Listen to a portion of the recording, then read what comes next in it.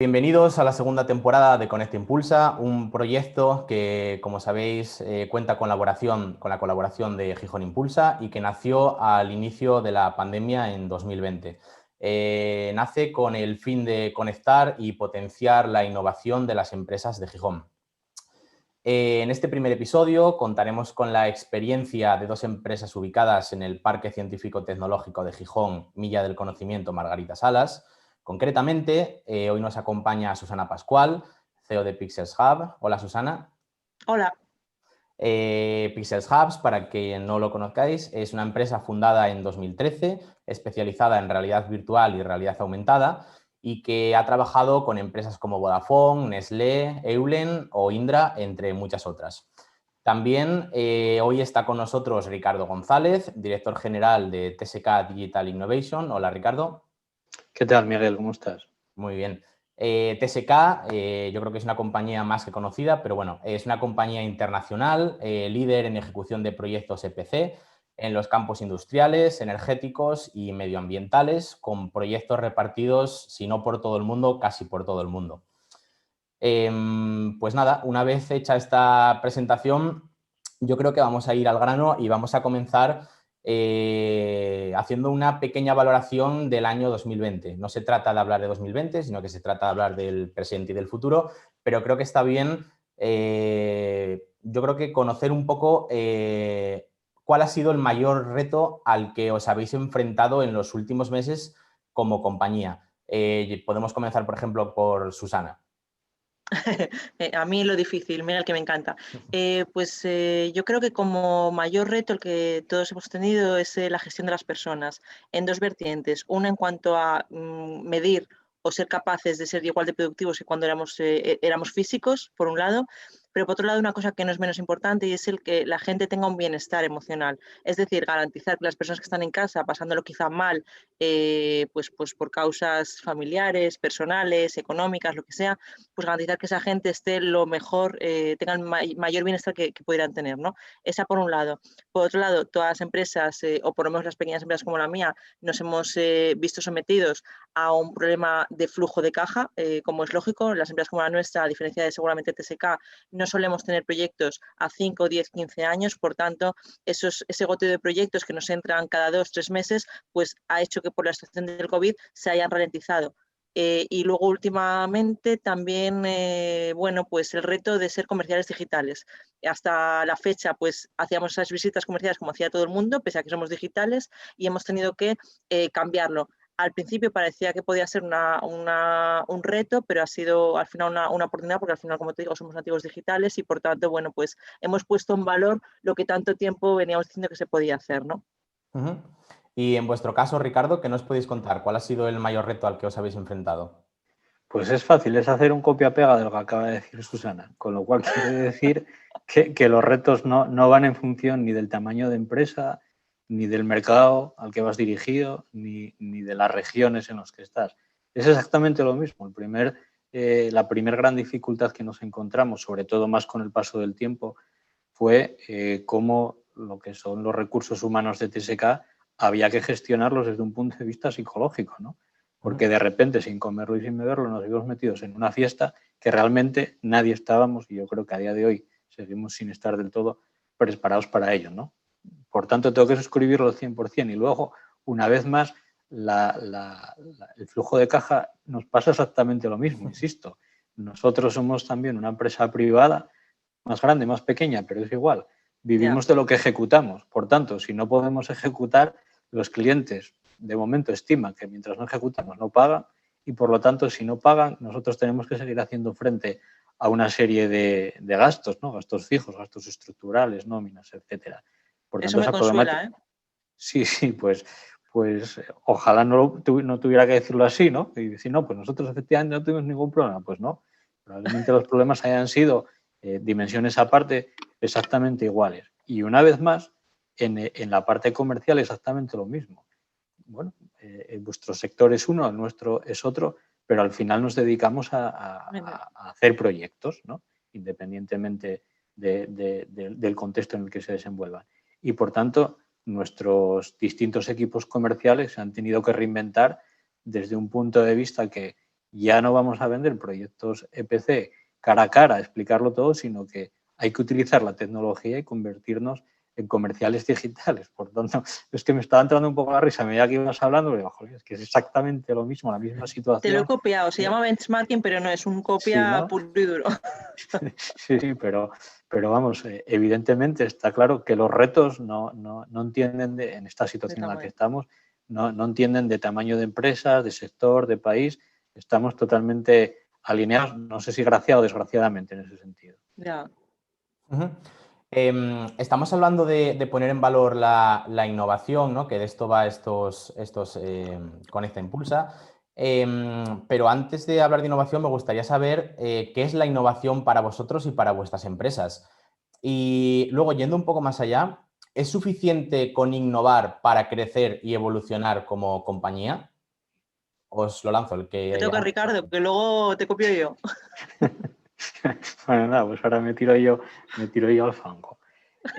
A ver, en el tema de la innovación para nosotros, y aquí tenemos que focalizar ya no solo en TSK como compañía EPC, sino desde el lado que yo conozco más profundamente, que es el área de Digital Innovation, ¿no? Para nosotros la innovación no es más ni menos que la forma de ofrecer servicios y soluciones de alto valor añadido a nuestros clientes. Eso nos convierte al final en, por decirlo así, en una empresa más competitiva y que tiene una serie de valores diferenciales que los clientes, si entienden lo que hacemos, que es uno de los retos, pues sean capaces de valorarlos, ¿no?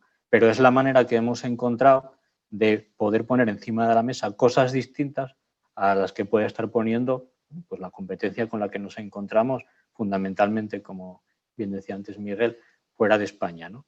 Y luego de si es suficiente la innovación, no. Para llegar a la innovación hay un camino y después de la innovación hay otro camino, ¿no?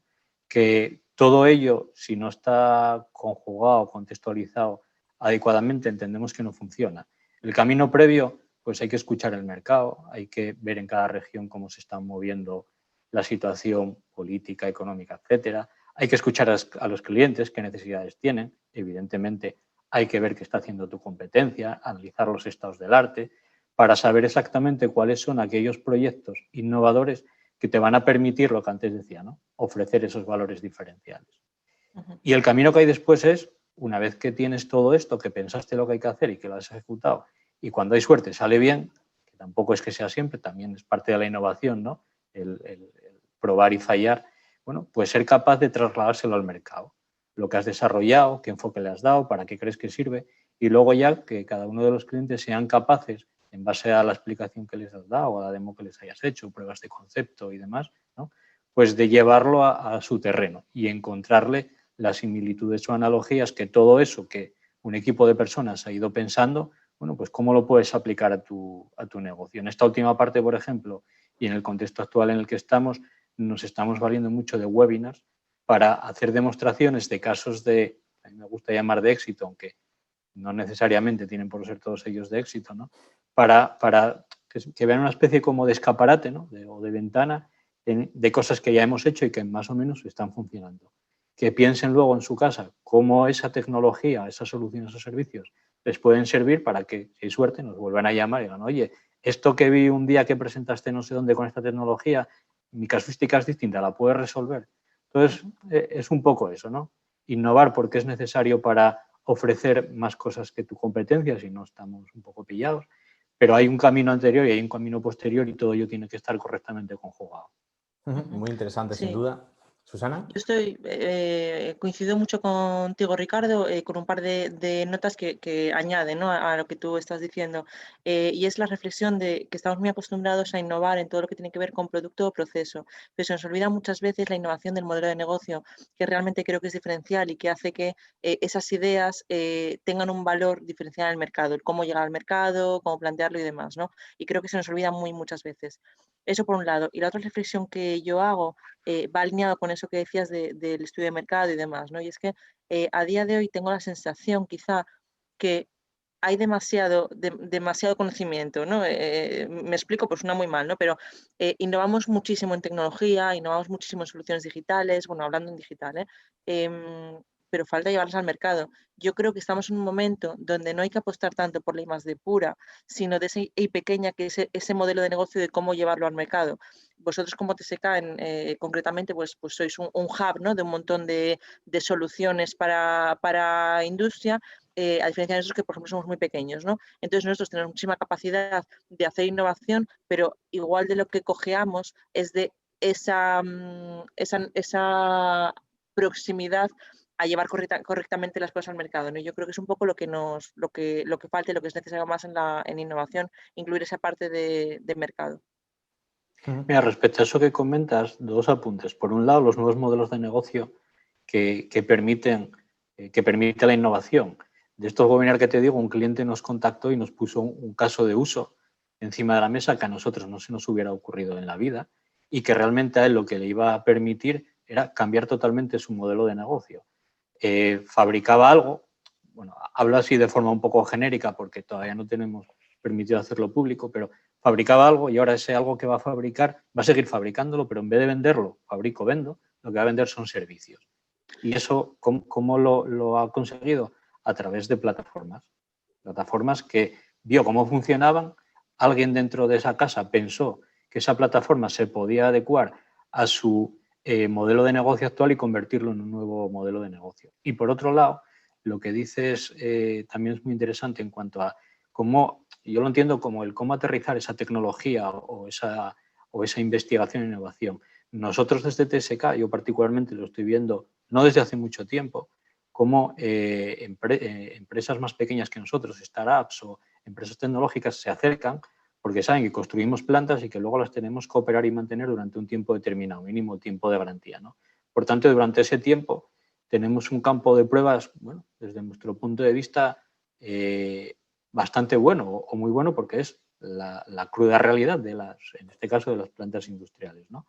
Entonces, en ese sentido, tenemos un campo de pruebas donde si probamos algo y funciona, malo será que no funcione en otras plantas, ¿no? Y sí que estamos notando ese acercamiento. A nosotros nos viene de maravilla porque nos nutren de mucho conocimiento, aprendemos cosas. Es decir, hay una forma de enriquecerse relativamente y no relativamente bastante mutua. Sí, sí. Y ese caso de éxito que has mencionado, Ricardo, yo lo he visto muy claramente o lo veo de mucha aplicación aquí en Asturias. En Asturias, como sabes, bueno, pues es un sector industrial muy potente, muy arraigado, donde estamos muy acostumbrados a vender a precio, ¿no? En cuanto a pues, metros cúbicos o lo que sea, ¿no? En cuanto al precio del metal que sea, ¿no?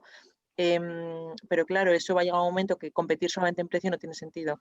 Y esas ventas puntuales van a dejar de ser ventas puntuales o deberían dejar de ser ventas puntuales por hacer la venta y ese mantenimiento. Entonces, ahí es donde efectivamente plataformas digitales pueden dar muchísimo retorno a empresas que inicialmente solamente eran industriales, ¿no?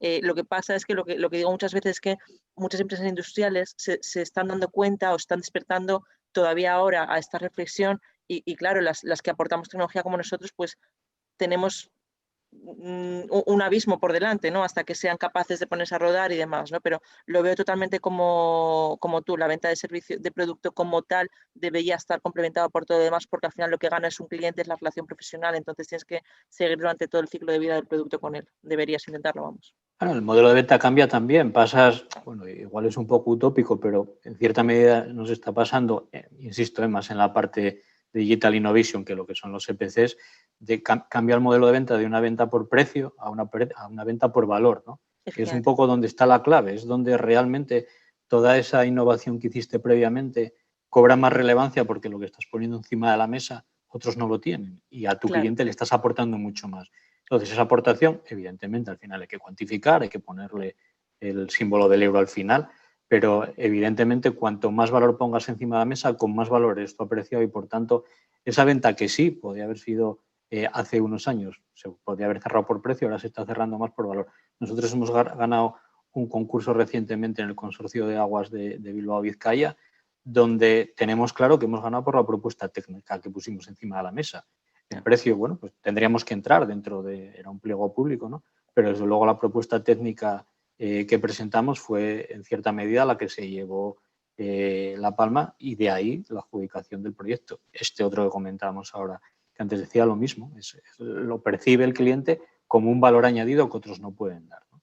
Sí, sí, y es genial porque ya no solamente no te discuten el precio inicial, sino que además estás teniendo un feedback del conocimiento posterior que vas a adquirir, porque todos esos datos que vas a manejar al final son tuyos y agregados con todo el resto de clientes y productos te hace cada vez ser más competitivo. Bueno, es como una rueda infinita, pero yo creo que hay que empezar en algún momento y si se tiene claro puede dar un retorno a las empresas bestial. Y yo quiero pelear porque la Asturias industrial sea consciente de eso, pero no te creas, me cuesta, ¿eh? El tema del dato es tuyo, ahí hay bastante controversia, ¿eh? Y hay Ya bastante depende del controversia cliente. porque efectivamente hay clientes muy maduros con el tema de los datos, saben que los datos no es que sean el futuro, son el presente, que la forma de mejorar sus procesos con el tema de mantenimientos predictivos y de ahí hacia arriba y no hacia abajo, etcétera, el dato cobra un valor referencial. Y nosotros ya empezamos a tratar en las negociaciones o cuando ponemos ese precio que hay que poner, oye, el dato finalmente, ¿quién se lo va a quedar? ¿El dato va a ser tuyo o el dato va a ser mío? La primera vez que pregunté esto, se me quedaron extrañados mirando, pero ahora ya no se extraña tanto la gente y te dicen, Claro, vamos a negociar el precio del dato, porque claro. realmente el dato tiene un valor muy importante porque, bueno, aprendes y cuando aprendes puede ser mejor que otro. Entonces, bueno, el tema del dato y de quién se queda con ello no es tan baladí como podía ser hace unos años. Ya. Me encanta porque están saliendo reflexiones, yo creo que muy, muy interesantes y además veo que tenéis una visión muy parecida, ¿no? en cómo deben de evolucionar las cosas para las empresas industriales. Me gustaría abrir un pequeño, bueno, o no tan pequeño bloque para hablar del talento. Me gustaría saber si existe innovación sin talento. Creo que la respuesta es obvia, pero Que lo veo todo puede ser, ¿eh? La Todo casualidad puede ser. existe y la suerte existe, ¿no? Sí, sí, sí, El sí. chupachus, ¿no? No quiero decir que no sea brillante la persona, ¿no? No lo desconozco, pero bueno, pero vamos, yo coincido con Ricardo, es muy difícil que haya innovación o una innovación de calidad si no hay talento detrás. Al final, queremos una sociedad basada en el conocimiento y el conocimiento implica talento, o sea, es directamente proporcional, ¿no? Entonces, la innovación requiere talento y el talento requiere atracción del talento y conocimiento. Entonces, es una rueda ahí infinita. Sin desmerecer a nadie, innovación sin talento es una ocurrencia. Sí, puede ser, sí, Efectivamente, sí. hay ocurrencias, ¿no? Pero bueno, al final necesitas tener cierto talento y ciertas capacidades a la hora, como tú dices, ¿no? De una innovación bien entendida, bien hecha y que realmente tenga un recorrido, que no sea algo que empieza y acaba hoy. Que Entonces, no quiere decir que todo el mundo que esté en innovación, porque te habrá pasado, Ricardo, a mí me ha pasado, tenga talento. Eso es un tema de recursos humanos, ¿no? Pero efectivamente, para que haya innovación de verdad y una empresa destaque en innovación, o como TSK puede estar ahora destacando, o nosotros haciendo lo que hacemos, tiene que haber talento y conocimiento y personas detrás. pues mira, es un tema de recursos humanos hasta que deja de serlo, y me explico. Cuando entras en un equipo de innovación, y sin tener por qué ser específicamente innovación, un equipo donde se maneje mucha tecnología y por tanto donde el talento es necesario, hay una decantación natural. Si te llega un recurso humano con cierta carencia de talento y ven que el resto de equipo, ¿no? Que el tren va a un ritmo determinado y hay alguien, bueno, pues no te creas que es muy natural el aceptar gente, sí, se le ayuda, se le intenta poner al día, pero al final hay cosas que son de persona, no son Sí, de que caen por su propio estudios, peso, ¿no? sí. Sí. Entonces hay cosas que por decantación a veces, dices, bueno, sí, efectivamente pueden entrar por recursos humanos, pero luego el propio día a día es el que demuestra si tenemos un equipo de gente suficientemente talentosa o no para evolucionar esos proyectos de innovación que se nos ocurren o que nos van poniendo encima de la mesa. Pero es verdad que eso ya es una vez que hay un baremo donde desde recursos humanos se ha hecho una criba y se ha pasado pues al equipo de innovación ciertas personas que pueden estar preparadas o no, estar a la altura o no. Entonces hay una selección natural, ¿no? Como es lógico, porque efectivamente la gente que se dedica a la innovación quiere que todo el mundo tire el carro de forma alineada.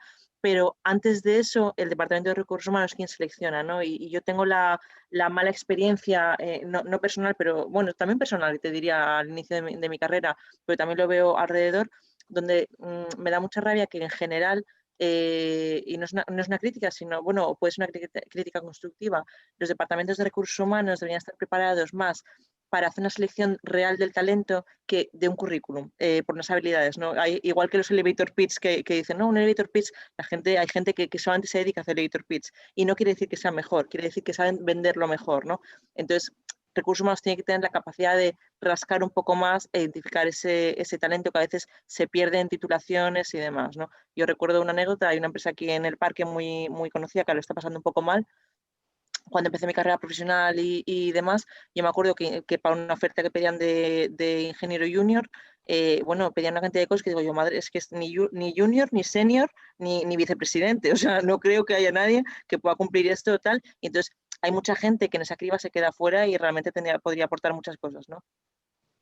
Mira, aquí en esa línea, porque efectivamente el trabajo de los equipos de recursos humanos son claves, no cabe ninguna duda. Pero por otro lado, en un mundo tan disperso tecnológicamente como el que nos movemos nosotros, con tantas ramas de ingeniería y demás, joder, no, fácil del todo no lo tiene. No. Si a esto unimos también el nivel de formación con el que te puede llegar, y ya no hablo con recursos que estén en otras empresas, ¿no? Sino el nivel de formación con el que te llega la gente de la escuela y demás, pues hace unos años pusimos en marcha algo que llamamos la Escuela de Formación Interna. Esa Escuela de Formación Interna pretendía dos cosas. Por un lado, detectar antes de poner en producción a aquella gente que podía pasar, digamos, ese corte de recursos humanos que habían hecho su trabajo con su conocimiento y demás, pero por otro lado también reducir los tiempos de incorporación de la gente al mercado laboral. Es decir, si nosotros traemos a alguien de la calle o de la escuela, desde que empieza en la compañía hasta que realmente alcanza un nivel de madurez suficiente como para entrar en unos niveles de producción óptimos, habíamos calculado en torno a 2 años. Eso se tiene que reducir porque en los proyectos, no sé si son vuestros tiempos, No pueden ser, ¿no? Los proyectos se desarrollan todos muy rápidos. Con esta escuela de formación interna y con ese trabajo de recursos humanos hemos conseguido a la vuelta de 3 meses conseguir un conjunto de gente, un volumen determinado de recursos humanos que se consideran suficientemente talentosos, capaces, preparados para llevar adelante el trabajo. Empiezan a trabajar con nosotros y 3 meses después, habiendo incluido los 3 anteriores, están ya en condiciones no 100% productivas, pero en unos altos niveles. Y realmente ahí sí se demostró que en cierta medida el trabajo de recursos humanos había funcionado porque todos o casi todos, igual hubo algún caso suelto que no, pero hasta donde yo recuerdo prácticamente todas esas personas que habían pasado el filtro inicial posteriormente se quedan a trabajar y a día de hoy la mayoría de ellos siguen trabajando. Entonces, que al final no deja de ser toda una rueda, ¿no? Un trabajo en equipo. Ahí sí probablemente una empresa un poco más pequeña respecto a una un poco más grande haya diferencias en cuanto a esa gestión de la contratación, cómo se afronta el recurso humano, que se sea una empresa muchísimo más tecnológica, foco en temas IT que en temas OT, por ejemplo, cosas de ese tipo. Ahí sí podemos tener pequeñas diferencias. Pero al final, bueno, se trata de un trabajo en equipo porque si no es difícil llevar las cosas a cabo en tiempo y forma.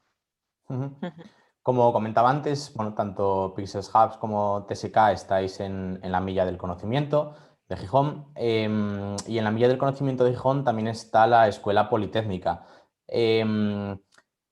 ¿Esto es una ventaja? ¿Es un elemento diferenciador esta cercanía entre la escuela de ingenieros y empresas como las vuestras que podéis necesitar bueno, pues ingenieros para desarrollar vuestros proyectos? Claramente es una ventaja, es decir, estamos en la milla del conocimiento, donde tenemos a un palmo todo lo que necesitamos, toda la cadena de valor empresarial, entidades facilitadoras, conocimiento y centros tecnológicos. Esto es así, pero no quiere decir que sea algo que podamos traer directamente, ¿no? De hecho, a día de hoy hay un gap muy latente entre lo que es cómo sale la gente preparada de la universidad y las necesidades de empresas tan tecnológicas como la mía, ¿no? Quizá no sea tanto el caso de TSK, entonces sí que tienes que hacer un esfuerzo, lo mismo, ¿no? Tienes que hacer un esfuerzo, bueno, de hecho lo comentabas en ese ciclo de tal, tienes que hacer un esfuerzo pues por formar a la gente en lo que está pasando. Para mí, ¿cuál es la solución de todo esto? Pues creo que los centros tecnológicos tienen un papel clave. Los centros tecnológicos son esos instrumentos que están entre la universidad y la empresa como generadores de conocimiento y más cerca del mercado y que tienen esa capacidad de flexibilidad para dar soluciones a lo que está pasando. Entonces, yo creo que los centros tecnológicos deberían pivotar, no totalmente, pero una parte de su actividad, hacia sacar recursos humanos preparados a las nuevas competencias digitales que están demandando las empresas de una forma rápida. Es decir, que una persona que ha trabajado en centro tecnológico no se quede allí 10 años de su vida, sino que igual esté 2, 3 años, 4 años formándose y pueda hacer una migración natural hacia las empresas, que es los que lo estamos demandando. Cuando esto se produzca, las empresas como nosotros, como TSK, la gente que está haciendo cosas por ir un poco por delante, nos acortarán muchísimo los tiempos de formación de la gente y podremos ser competitivos muchísimo antes. Y te hago yo una pregunta, Susana, sin malicia ninguna. ¿Realmente crees que el comportamiento de los centros tecnológicos que tenemos aquí en Asturias es realmente ese? No. Mi opinión es la misma que la tuya, ¿eh? El objetivo debería de ser ese, pero ¿su comportamiento está siendo ese? No lo es, en absoluto lo es, porque al final entiendo que las condiciones que hay en centro tecnológico pueden ser muy buenas a nivel de los individuos en cuanto a condiciones sociales, beneficios, salarios y demás muy competitivos. Son sitios para trabajar atractivos, entonces nunca se produce esa migración, ¿no? de esa gente hacia el mercado, cuando debería producirse, ¿no? De una forma muy natural. Producirse y desde mi punto de vista, perdona que te robe, y facilitarse, que es donde yo veo que eso no pasa. No pasa, claro. Sí, no pasa, porque al final como que se queda dentro ese conocimiento, ¿no? Entonces, yo creo que los centros tecnológicos están intentando llevar ese conocimiento a la empresa, pero a través de productos y de generación de spin-offs y demás, cuando realmente no debería ser así. Para eso ya están las empresas. La forma de hacerlo es a través de las personas que tienen el conocimiento y que se integren en grupos de trabajo empresariales que ya tengan esa aproximación al mercado para sacar sus propios productos y soluciones, ¿no? Después yo te decía que tienen que pivotar hacia eso, lo veo con una claridad, como si estuviera aquí algo despejado. Sí, estoy totalmente de acuerdo contigo, pero insisto, yo no veo eso. Creo que el objetivo debería ser ese, pero mi experiencia particular en este aspecto es que no funciona así. No voy a decir todo lo contrario, pero depende también un poquitín, ¿no? Tampoco vamos a mojarnos aquí y acabar liándola. Pero mi experiencia en ese sentido no es tremendamente positiva, digamos. No. Hay otro vector más, porque bueno, el tema que comentas del GAP, por de ahí la escuela nuestra de formación interna y demás, ¿no? Pero hay otra cosa que yo echo bastante de menos y es el tema de la formación profesional.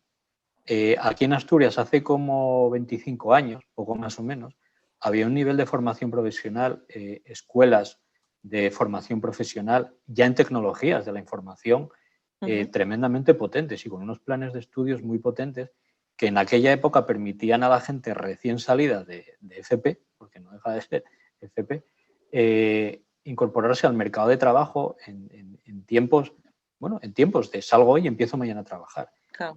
Yo, volviendo a la vista atrás, lo que veo es que eso se ha ido perdiendo poco a poco. Desgraciadamente o graciadamente, ¿no? Si miro hacia otra parte del norte, miro hacia el País Vasco, por ejemplo, ahí, sin embargo, se han preocupado mucho por el tema de la formación profesional, tanto la normal como la dual, ¿no? De hecho, nosotros tenemos un centro específico de desarrollo donde estamos chequeando cómo la formación profesional en sus diferentes modelos funciona, con qué nivel de aprendizaje, con qué capacitaciones salen estos estudiantes y estamos gratamente sorprendidos.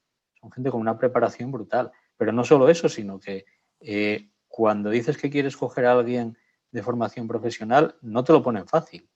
Tienes que ir, tienes que contarles el proyecto, tienes que venderles la empresa. La gente que quieres traer tienen que comprarte el proyecto. No es sencillo, lo tienen montado francamente bien. Yo sí he hecho eso de menos aquí. Hay escuelas de formación profesional todavía, pero yo creo que se han reducido muy considerablemente y los planes de estudios no sé si están al nivel que deberían estar. Coincido contigo, yo creo que en Asturias, por desgracia, la formación profesional se ha quedado relegada hacia gente con problemas de inserción quizá, o que no puede acceder a ciertas carreras profesionales o lo que sea, cuando debería ser todo lo contrario. Tenemos que poner en valor la capacidad de ciertos perfiles profesionales que pueden salir muy rápidamente al mercado, porque ya de base son perfiles muy flexibles, con una supervivencia al cambio muy rápida. Y no nos olvidemos que el futuro profesional que nos estamos enfrentando implica que la gente no va a estar trabajando en un puesto de trabajo toda su vida, sino que cada seguramente 4, 5, 6 años tenga que reciclarse y readaptarse, porque si ahora pensamos que las cosas van rápido, dentro de 5 o 10 años no queremos pensar cómo van a ir, ¿no? Entonces, es fundamental tener gente resiliente y capaz de adaptarse a esos cambios. Y una persona que está acostumbrada a estar 6 años, 7 años de su vida en una carrera, con una formación estanca, que no es permeable a lo que viene del mercado y demás, no funciona. Por eso, para mí, centros tecnológicos como formación rápida a demandas del mercado para la empresa y formación profesional para esos perfiles técnicos rápidos que tienen que hacer ese traslado a la empresa también, claro. Perfecto, pues si os parece cerramos este bloque de talento para abrir uno nuevo, para hablar de colaboración entre empresas. La colaboración entre empresas, pues bueno, yo creo que este 2020 pasado pues quedó más que de manifiesto, ¿no? La importancia de colaborar para salir adelante. Y hay otra temática también que está en boca de todos en los últimos meses, que son los fondos europeos, ¿no? Una de las soluciones, parece, para que las pymes puedan optar a estos fondos ligados a Next Generation UE, pues puede ser la colaboración con grandes empresas. Me gustaría saber, pues un poco qué nos podéis contar en este sentido, si de alguna manera estáis ya trabajando en colaboraciones con otras empresas, quizás TSK con empresas más pequeñas, Pixels que esté ya, pues a lo mejor hablando con empresas más grandes para poder presentar estos proyectos. ¿Qué nos podéis contar? ¿Empiezas tú, Susana? ¿O empiezo Venga, yo? empiezo yo, como quieras. Empiezo yo. Sí. Mira, nosotros tenemos la suerte de que por el tipo de clientes que tenemos siempre son multinacionales, son empresas muy grandes, que efectivamente están muy a todo lo que está saliendo, ¿no? Entonces, participamos como colaboradores subcontrata en 5 manifestaciones de interés que están pendientes de que salgan licitaciones o las subvenciones, el formato que elijan, a través del Ministerio de Industria.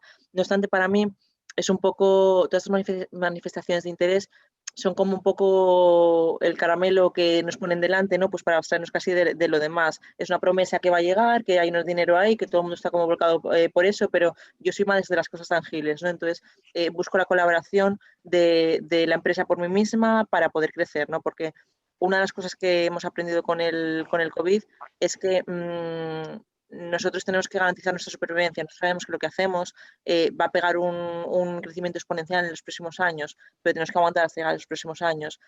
No podemos permitirnos tener ese goteo de proyectos cada 2 o 3 meses, que cada proyecto es una lucha y demás, porque eso implica que cuando pasan situaciones que no dependen de nosotros, no tenemos armas para enfrentarnos a eso. Entonces necesitamos establecer 2 soluciones concretas. Una, producto propio con recurrencia económica de ingresos, vamos, y otra, establecer alianzas con grandes empresas que sean tractoras para nosotros y que nos permitan tener algo que para ellos no duela, pero que te permita tener una bolsa de 50 a 100.000 euros anuales o bianuales para hacer esas pruebas de concepto de una forma reglada y que no tengas que estar preocupándote de los recursos humanos, ¿no? Porque yo tengo el perfil de la empresa pequeña y la preocupación de la empresa pequeña ya no está solamente en el reto técnico que te pone la tractora, sino en cuanto a garantizar tus recursos todos los meses, ¿no? De que puedas mantener ese equipo y demás. Entonces, tenemos que dejar de preocuparnos de eso. Queremos el mismo fin. Entonces, vamos a asignar un dinero para eso, para poder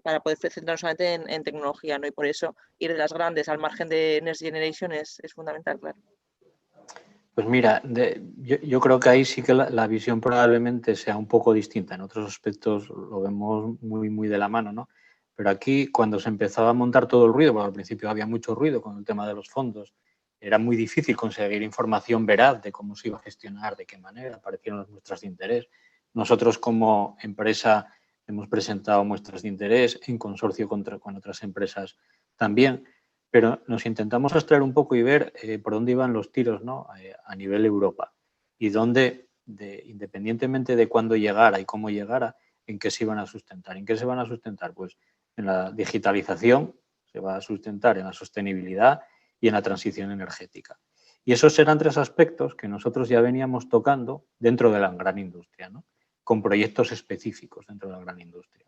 Entonces, lo que pensamos es de qué manera podemos ayudar a todo el conglomerado de pequeñas y medianas empresas que realmente aquí en España, tanto en Asturias como fuera de Asturias, es el mayor número de empresas, y cómo podíamos aproximarles todos esos tipos de proyectos grandes que pivotan sobre estos 3 vectores de una forma relativamente natural. Y diseñamos un conjunto de soluciones, insisto, traídas de la gran empresa, pero intentando ponerlas asequibles a la pyme. El problema con el que nos encontramos y que persiste hoy en día, no encontramos un catalizador adecuado que nos permita, bueno, ni adecuado ni no adecuado, no encontramos, un catalizador que nos permita llegar a esa pequeña y mediana empresa. ¿Qué catalizador entendemos o qué debe tener ese catalizador? Cuando nosotros vamos a vender un proyecto, ya de la índole que sea, ¿no?, a una gran empresa, bueno, pues hay unos recursos, un marketing, etcétera, que si el proyecto sale, bueno, pues está suficientemente justificado. Además, si los proyectos salen, suelen ser proyectos grandes a nivel de infraestructura y dinero, etcétera, etcétera. Claro, eso, si le damos la vuelta, nosotros miramos hacia otro lado y vemos multitud de empresas, no es sostenible para nosotros ir empresa a empresa explicándoles cuáles son estas cosas que nosotros hemos pensado, y por otro lado no es sostenible para ellos asumir de forma independiente esta tipología de proyectos que requieren determinada infraestructura. Es ahí donde estamos en la búsqueda de una figura, y ahí sí que, bueno, pues hay figuras públicas o público-privadas que entendemos que pueden funcionar correctamente y que además puede ser su misión también, y que son a las que nos estamos intentando acercar de forma que nos avalen y nos permitan llegar de forma relativamente masiva a todas esas pymes, pero que al revés, dándole la vuelta, si esas pymes se lanzan hacia estos proyectos, pues montarlo con una especie de infraestructura compartida, ¿no? Podríamos poner un ejemplo, simple ejemplo, que no es que esté muy alineado, pero para que os deis una idea. Sabéis que aquí en Asturias los ayuntamientos, creo que son de menos de 20.000 habitantes, están agrupados en una especie de consorcio, ¿no? El CAS, o creo que se llama algo así. De forma que toda la parte tecnológica lo depositan ahí, confían ahí y funciona así. Estamos en la búsqueda de algo así, de forma que nos permita, como decía antes, llevar a esa pequeña y mediana empresa las soluciones que nosotros sabemos que funcionan y que han ayudado a grandes empresas a evolucionar, a cambiar sus modelos de negocio, a reducir sus costes operativos, en definitiva, a seguir viviendo, que es de lo que se trata. Insisto, y estamos en ese punto intermedio. Luego, estos fondos llegarán como lleguen y cuando sea, pero el proyecto como tal estará montado, estará pivotando en sostenibilidad, en transición, en digitalización, en un poco por donde van los tiros, y se podrá llegar a esos fondos. Pero ya encontraremos una red de empresas, al menos, como diríamos, evangelizadas, ¿no? Al igual que en su momento, cuando empezó todo el tema de la ciberseguridad, el primerito era evangelizar, explicar de qué va todo esto, por dónde hay que tirar, hay que tener cuidado, no nos metamos en líos. Pues esto igual hay que evangelizar, porque no todas las empresas son conscientes de esa necesidad. Nosotros es donde lo estamos viendo, aquellas empresas pequeñas y medianas, medianas, que no estén pensando en alguno de estos tres aspectos, en el corto plazo, en el muy corto plazo, van a tener problemas francamente serios, y más en el periodo post-COVID. En línea con eso, yo creo que, bueno, vosotros tenéis la experiencia también, ¿no? Las grandes empresas lo que se han dado cuenta de que las consultoras por sí mismas no son suficientes para hacer estudios de mercado, de saber qué está haciendo, los intereses de las empresas y demás y tal, ¿no? Entonces, lo que está de moda es esos concursos o es de innovación abierta o de tal, que vosotros habéis hecho uno por lo menos, me parece, donde lo que hacéis es hacer un llamamiento con una temática para que la gente os escriba dirigiendo pues lo que están haciendo y demás, ¿no? Yo creo que es una oportunidad para la grande genial en cuanto a una prospección de mercado muy, muy buena. En relación a los proyectos que tenéis abiertos de Partners Generation, pues una forma también de conocer, aunque no podéis contar mucho, que son proyectos confidenciales, y demás. A mí no me gusta nada ese formato, la verdad, de decirte, porque al final las pequeñas como nosotros regalamos nuestro conocimiento muy, muy gratuitamente, y yo me salgo de eso, ¿no? Pero bueno, que sí que hay yo creo que hay formas de salirse de lo convencional, y efectivamente tanto las entidades intermedias como cosas diferentes es por lo que hay que tirar para tener conocimiento y que todas puedan llegar a empresas como vosotros, ¿no? A decir lo que están haciendo, el interés que tienen y demás. Habrá que buscar la forma, claro. Pues mira, una vez más en ese sentido, parece que soy yo vasco, pero ni mucho menos. Hay una, no sé si la conoces, hay una especie de hub en el País Vasco que se llama Bind 4.0. Sí, estamos. Vale, pues si estáis poco más te tengo que decir. Y creemos que funciona Muy bien. francamente bien. Nosotros, Pero ¿sabes por qué? Pero Ricardo, funciona muy bien porque hay una cultura empresarial muy diferente a la que hay aquí. Yo eso, por ejemplo, aquí lo he intentado. Yo, por ejemplo, aquí me cuesta, o sea, en el País Vasco hay un compromiso de las empresas, nacida del convencimiento de las empresas de que tienen que hacer esa apuesta. Y entonces correcto. surge y luego la administración viene detrás. En Asturias no es así. En Asturias tenemos la costumbre de tener el paraguas de la administración que soporta todo y luego van las empresas. Entonces la administración está tirando y los demás van detrás en el carro, ¿no? Hasta que no haya el cambio y la empresa privada se junte para tirar, es que no hay forma de hacerlo. El problema de eso, como te decía antes, es que mientras nos demos cuenta de eso, las pequeñas como la mía, yo tengo suerte, pero se van a quedar por el camino porque al final estamos generando conocimiento y tecnología y si no vendemos aquí en Asturias, que son nuestra familia, digamos, tenemos que ir fuera y eso ya es una desventaja de costes. Totalmente. Entonces, bueno, pues ahí estamos. Uh-huh. Vamos a seguir hablando un poco de la milla del conocimiento, si os parece. Y es que en las últimas semanas pues, se ha anunciado, ¿no? Los planes de ampliación de la milla en la finca de la pecuaria. Estoy seguro que desde Gijón Impulsa estarían encantados de conocer todas las opiniones que tienen las empresas. Me gustaría saber si echáis en falta algo en este ecosistema empresarial e innovador, alguna cosa que le podáis pedir a esta ampliación. Lo que acaba de decir Susana, lo acaba de definir perfectamente. Algo, alguien o alguienes que sean capaces de catalizar todo lo que hacen esas empresas, ¿no? Y exponerlo públicamente, ¿no? Algún foro adecuado, foros adecuados que permitan saber cuántas empresas hay ahí. Y no solo en la milla del conocimiento, en Gijón hay más empresas que no están ubicadas en la milla del conocimiento, tecnológicas, que son punteras a nivel internacional y no son conocidas. Yo, desgraciadamente, por otro lado, me vino bien, tuvo que venir una persona de Madrid a decirme que había una empresa de robótica aquí en Gijón que era en La Caña. Chico, pues, y además que viven cerca de donde vivo yo, tiene oficina cerca de donde vivo yo. Pues te da rabia, ¿no? Decir, joder, que tenga que ver, no porque sea de Madrid el que vino a contármelo, que mucho menos. No, hombre, no, que se lo agradezco, ¿no? Pero quiero decir que, joder, que te da rabia, ¿no? Es decir, de manera que lo tengo al lado y ando loco por ahí buscando empresas que sin Estados Unidos y lo tenemos aquí al lado. Algo falla. Y yo creo que los tiros van por donde comentaba antes Susana perfectamente.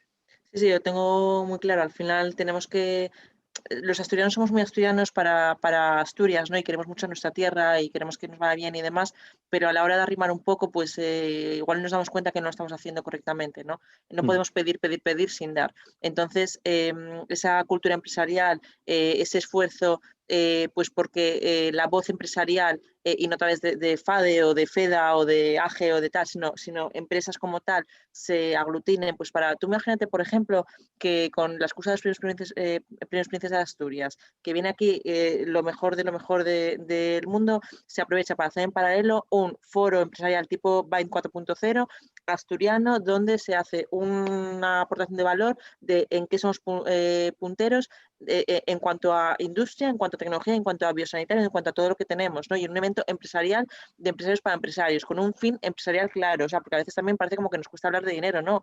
El interés de una empresa es el económico y fundamentalmente, aparte de todo lo demás, ¿no? Entonces, cosas de esas son las que hacen falta. Pero bueno. Mira, hace unos años, no me acuerdo cuántos, si 4, si 5, si 6, dos profesores de la Universidad de Oviedo, gente de esta que te encuentras por la vida, que realmente adoran lo que hacen, ¿no? Generaron un proyecto y lo llamaron Smart Mile, que lo hicieron aquí en la feria de muestras.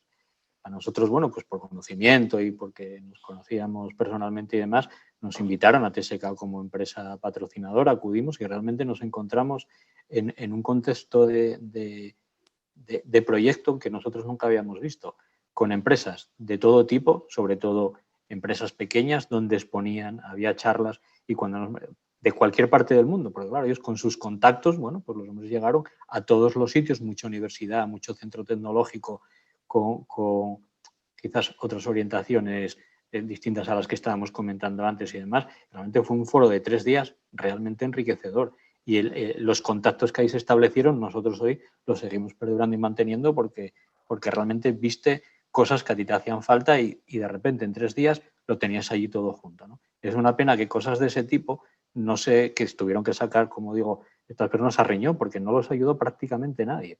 Sí, sí. Pero bueno, en su buen hacer y con su criterio y profesionalidad lo sacaron adelante, y es una pena que eso no haya cogido una cadencia de poder hacerlo, no voy a decir todos los años, pero bueno, por lo menos cada 2 años, o lo que tú dices, haciéndolo coincidir con otro evento que de forma masiva traiga gente a Asturias, ¿no? Claro. Al final es el prime time de la televisión, te llegan aquí Claro. los premios Príncipe de Asturias, estás en todos los lados. Como no vamos a intentar aprovechar esos momentos, ¿no? Claro. Quizás ahí falta bastante. Sí, y alineado con eso, pues sí es verdad que muchas veces, ¿no? Si intentas montar de esto, la gente dice, no, el dinero, tal, no sé qué, parece como que a nivel empresarial no se consigue dinero para hacer cosas. Sin embargo, hay un despilfarro, no en el más sentido de la palabra, sino en cuanto a se reparte tanto dinero a tanta gente que está haciendo lo mismo en cuanto a entidades intermedias y demás, que es una pena. O sea, yo creo que también en cuanto a las necesidades del ecosistema es intentar tener una ventanilla única para canalizar todos los fondos y recursos que hay en una comunidad tan pequeña para fomentar este tipo de cosas, pero que pasen por una ventanilla única, es decir, que no pueda haber una semana 3 charlas hablando de ciberseguridad con los mismos ponentes y tal, ¿no? Que haya una donde vayan 100 personas, vamos a hacer las cosas a lo grande, no somos vascos, pero somos asturianos, y entonces tenemos capacidad para hacerlo, ¿no? Entonces, cuando esto pasa, o por ejemplo eso, pues un evento de ese tipo, pues en vez de traernos siempre a los mismos, porque al final estamos los mismos, Ricardo, oye, pues a mí me gustaría que viniera alguien de Silicon Valley, si le tenemos que pagar 50.000 euros, pues que se le pague, pues se le pague una vez, pero vas a tener 500 personas escuchando, no me vas a tener a mí, al otro, a tal, no sé qué, que yo encantada, pero un poco te puedo aportar Sí, más de 500, pero eso, mira, hay uno además son asturianos, bueno, lo crearon 3 personas, 2 de ellos asturianos, el Centro de Ciberseguridad Industrial. Hace 5 o 6 años que lo crearon. Y en España, porque lo hacen en más sitios en Latinoamérica, pero en España al menos una vez al año, hacen un congreso de ciberseguridad industrial, obviamente, y traen a los top a nivel mundial. Los top. Entonces tú estás allí metido 3 días y claro, el conocimiento que coges en esos 3 días no lo vas a encontrar nunca en ninguna otra parte. Claro. Te concentras allí durante 3 días y estás escuchando a la gente que realmente está a la vanguardia de ciberseguridad industrial. Y fueron los asturianos, pero tuvieron que irse a Madrid, en este caso, para poder, tenemos también, como bien sabéis, el problema de las comunicaciones, que llegar a Gijón es muy guapo, pero no es fácil, ¿no? Entonces, Madrid todo eso lo facilita. Pero realmente acciones de este tipo y que sean asturianos lo que lo están haciendo y que lo están haciendo da más rabia si cabe, ¿no? Pero evidentemente actos de ese tipo son fundamentales para poder tener la información, no siempre de los mismos, porque siempre te van a contar lo mismo. Le darán una pincelada de un lado o de otro, pero al final es siempre lo mismo. Cambia la ropa, pero... Sí. El mismo y mensaje, el título ¿no? del PPT y poco más, ¿no? Sí. No, y hay una cosa en línea con eso, y es que es verdad que en estas jornadas muy rápidas de 1 hora y demás, está muy bien en cuanto a que puedes tener conocimiento muy rápido, pero no se generan sinergias, porque la gente no se relaja. Sin embargo, si tú vas una vez al año, claro, no puedes ir todas las semanas, pero una vez al año a un evento de 2 días donde compartes con público, con diferente público, diferentes perfiles y roles, te relajas. Entonces, en esa conversación de café, en esa cerveza después, en esa cena que tienes y demás, es cuando surgen las sinergias y las oportunidades comerciales. Porque al final es el interés que tenemos. Entonces, claro, es que es lo que te interesa de un evento de ese tipo y no mucho tal y forzar encuentros que no son naturales y que cuesta mucho, ¿no? Entonces, bueno, yo creo que algo así ayudaría muchísimo, la verdad. Es un poco utópico, pero el COVID ha puesto un poco de relieve lo bueno que son los webinars, es verdad, pero lo malo que son porque no hacen eso que tú acabas de decir ahora. Digo que es utópico porque lo perfecto que sería la flexibilidad y velocidad de los webinars y lo barato que sale al final, pues no tienes que desplazarte y poder juntar, a ver a quién se le ocurre de qué manera, poder juntar esas sesiones de café donde la gente se tranquiliza, se relaja y donde realmente se hacen negocios. A ver. Será mucho para el mismo día. Pues unas reflexiones muy interesantes. Yo creo que para terminar y de forma muy sintetizada, sí que me gustaría que pues, nos comentaseis un poco los retos que tienen vuestras compañías para los próximos años. Comenzamos, por ejemplo, con Susana. Oye, me Si lo te estás poniendo muy parece. difícil, Miguel. Bueno, los retos para los próximos años. Nosotros ahora mismo, no del COVID, sino del momento empresarial en el que estamos, Ujú. tenemos un reto muy claro y es una reflexión estratégica pues, para hacer el crecimiento que tenemos que hacer. Hasta ahora, bueno, pues están muy bien las pruebas de concepto, el tamaño de empresa que teníamos y demás, pero tenemos que despuntar y estar preparados para lo que viene, ¿no? Coger pulmón y para eso necesitamos coger más equipo. Entonces estamos en ese plan estratégico. El segundo reto que tenemos es aumentar, por supuesto, la cartera de clientes en base al producto propio que hemos desarrollado y proyectos ad hoc para coger nuevos clientes. Y el tercer paso que te decía surge de esa reflexión del COVID es intentar buscar esas alianzas estratégicas con clientes estratégicos. Es decir, nosotros, la gente que trabaja con nosotros sigue trabajando con nosotros, pero ese primer paso igual es el que cuesta más, ¿no? Entonces, una vez que ya tenemos eso rodado, necesitamos tender y no presionar, pero sí influenciar para que los acuerdos de colaboración sean anuales o bianuales para que te permitan tener esa tranquilidad y te fijes en la tecnología y el desarrollo y no en la caja y el final de mes, ¿no? Entonces yo creo que es un poco a lo que tenemos que tender. Ujú. Y por vuestra parte, Ricardo. Bueno, pues yo soy bastante simple. Nuestro objetivo es continuar a todos los niveles, continuar haciendo proyectos, continuar consiguiendo clientes, continuar manteniendo los recursos que tenemos, continuar manteniendo el nivel psicológico de esos recursos adecuado y que podamos seguir tirando adelante. Desde el punto de vista de TSK como empresa, entiendo que el mundo del EPC cada vez es más complicado y, por tanto, nosotros que somos o venimos de una empresa de ingeniería deberíamos potenciar esa E de EPC, ¿no? Y intentar conseguir proyectos donde la EP es más que cualquier otra cosa para ir a ese modelo que hablábamos antes, ¿no? De venta por valor y no por precio. Y desde el lado nuestro, desde el lado de Digital Innovation, pues lo que nos toca es lo que dice el nombre nuestro, seguir digitalizando empresas, seguir innovando, intentar conseguir más masa crítica aquí en España, un poco a la contra que el resto de TSK, ¿no? que también necesita TSK coger proyectos en España.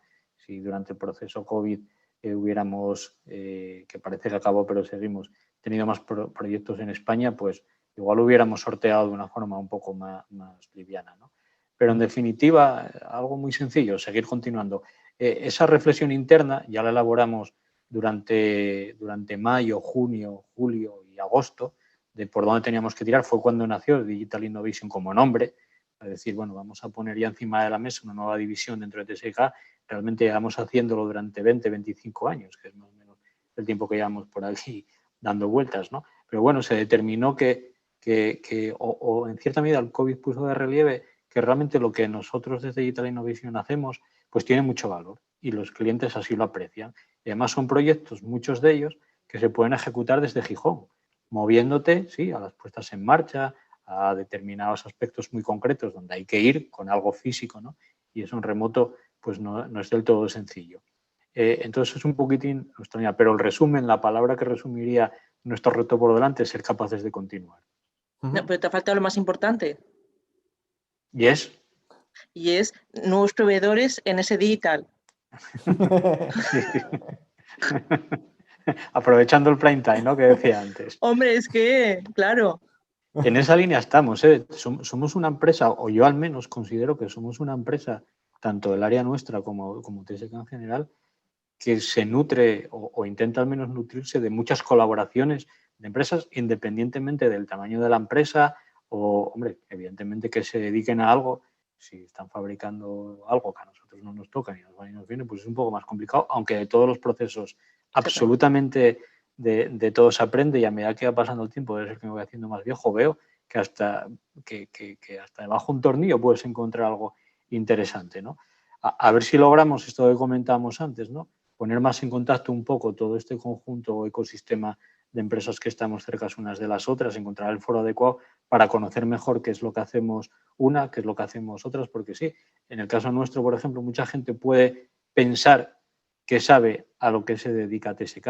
No sé realmente cuánta gente sabe realmente a lo que se dedica TSK. Voy a decir una cosa muy fea, tú le preguntas a mi madre y no lo sabe. Sí, sí, Entonces, tampoco me he preocupado yo, la verdad, para no dar disgustos a qué nos dedicamos. Pero bueno, también podemos ser en cierta medida un gran desconocido. No te voy a decir, nosotros dentro de TSK somos también un poco desconocidos, ¿no? por falta de ese tiempo, de decir, joder, estamos dedicados a vender fuera y no miramos un poco a lo que tenemos dentro, ¿no? Es un fallo también que tenemos que corregir y en ello estamos. Y sobre todo, y ante todo, como digo, ¿no? Saliendo ya de TSK, no tener que mirar siempre fuera, empresas de fuera, sino tener empresas aquí dentro. A ver si conseguimos, a través de charlas de este tipo, no sé si lo escuchará alguien y alguien se sentirá, no sé, herido, lo siento, pero bueno, al final es lo que hay, y conseguir mecanismos, ¿no?, que faciliten esta conexión entre empresas. Sí, sí, no. Ahora, bromas aparte, ¿no? Me consta que sí que tienes acercamiento a las empresas y tal. Es muy difícil porque somos como champiñones. Al final está todo surgiendo muy rápido y demás. Es imposible tener el mapa de todo lo que está haciendo, pero realmente considero que lo estáis haciendo bien y que además tenéis un papel muy chulo. Ya me gustaría a mí tener el tamaño de empresa pues para generar ese hub de conocimiento donde en base a lo que te van diciendo vas perfilando productos que se acercan al mercado y demás, ¿no? Yo creo que tenéis un reto y un papel por delante muy, muy chulo y bueno, que estáis jugando bien las cartas, la verdad.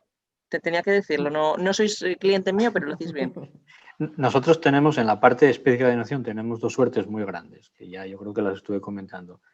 La primera, que además de los retos que nosotros nos ponemos, los retos nos vienen de nuestros compañeros de otras divisiones y de sus necesidades y de los clientes. Y la segunda gran suerte que tenemos es que tenemos el campo de batalla en el que probar las cosas. Yo considero que tenemos las dos suertes en conjunto, ¿no? Y de ahí, insisto, el hecho de que otras empresas se nos acercan y nosotros somos tremendamente receptivos a que se nos acerquen, bueno, y crecer juntos, ¿no? Al final se trata de que cada uno saque su beneficio en conocimiento o en lo que sea. Pues nada, Susana, Ricardo, agradeceros de verdad tanto por nuestra parte, por Conecta Industria, como por Gijón Impulsa, que hayáis accedido a estar pues una hora, llevamos ya casi de charla. Espero que hayáis estado a gusto y que, vamos, estamos seguros que alguien va a escuchar esto, aunque sea yo para revisarlo, lo escucharé y que tomarán nota, por lo menos. Así que nada, de nuevo agradeceros, daros las gracias y nada, y seguimos en contacto y espero que vosotros también podáis seguir en contacto y para lo que surja de proyectos y demás. Así que muchísimas gracias. Gracias a ti, Miguel. Vamos hablando. No, Susana. De acuerdo, igual, gracias. Hasta luego. Gijón Impulsa es la sociedad municipal de la ciudad que se encarga de desarrollar, desde hace más de 25 años, distintas medidas con el objetivo de fomentar e impulsar el desarrollo económico y la innovación local como estrategia para afrontar el futuro de Gijón. Gijón Impulsa es, además, agente tractor de la llamada Milla del Conocimiento Margarita Salas, de Gijón, y ente gestor del Parque Científico-Tecnológico enclavado en el corazón de la misma.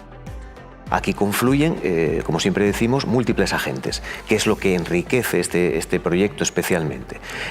Confluyen centros tecnológicos, el ámbito sanitario, con toda su parte de investigación y docencia, también temas artísticos, contamos con Laboral Centro de Arte, Laboral Ciudad de la Cultura, la Universidad de Oviedo, a través también de sus facultades, ¿no?, la Escuela Politécnica de Ingeniería y las Facultad de Comercio Jovellanos. Bueno, quiero decir con esto que la administración, las empresas, el mundo de la docencia y el mundo de la investigación confluyen en este espacio, lo cual hace que sea especialmente rico, ¿no? La Milla del Conocimiento Margarita Salas de Gijón es un espacio geográfico situado en el distrito este de la ciudad que conforma un ecosistema de innovación único, albergando a más de 170 empresas e instituciones públicas y privadas dedicadas al conocimiento y con más de 4.000 empleados que reinventan cada día el futuro, facturando más de 1.700 millones al año. Un parque tecnológico en una gran ciudad supone una visión de futuro. Supone trasladar la investigación que hacen, por ejemplo, nuestros clínicos, trasladarlo al mundo empresarial para que llegue al mercado. Para una universidad de hoy en día moderna y para el futuro aún más lo va a ser, es esencial, es muy importante la colaboración con el entorno. Esta es una tendencia además creciente. Nosotros estamos en un entorno que lo tiene todo en ese sentido. Tenemos varias decenas, algún centenar de empresas a escasos metros de nuestra escuela y además empresas de un tipo especialmente adecuado para las personas que estudian en nuestro centro. La simbiosis es yo creo que muy adecuada, es sin duda alguna uno de los puntos fuertes y uno de los que siempre sacamos pecho. Después de haber vivido más de 20 años en una ciudad de más de 5 millones de habitantes, puedo confirmar que vivir en Gijón es calidad de vida, es proximidad en todos los aspectos. Es una ciudad muy dinámica, muy activa en cuanto a la cultura, en cuanto a todo tipo de actividades y en cuanto a también compromiso medioambiental, que hoy en día es un factor muy importante para vivir. No sé cómo decirlo, pero el carisma o el acercamiento a la sociedad que tienen todos los agentes que forman parte de la milla, donde pues tanto universidad como administración pública, como empresas, como hospital, todos son muy proclives a establecer relaciones, sinergias y a crear ecosistemas de colaboración mutua. El estar integrados en esa milla del conocimiento, la verdad que nos aporta un gran valor, no solo a los estudiantes, por supuesto, a los alumnos, porque pueden tener esos primeros contactos con el mundo laboral, sino también a los profesores, porque nos mantiene cerca del desarrollo profesional, ¿no? Que también a veces eso es una carencia, que bueno, nos vamos mucho al académico y perdemos un poco el contacto con esa realidad de las profesiones. Hay una actividad muy colaborativa entre todos los que formamos parte de este ecosistema en cuanto a impulsar conjuntamente la innovación en los distintos ámbitos del conocimiento. El ecosistema en sí yo creo que es el gran valor que aporta la milla del conocimiento de Gijón. En resumen, un ecosistema incomparable en el marco de una ciudad conocida por su gran calidad de vida, Gijón.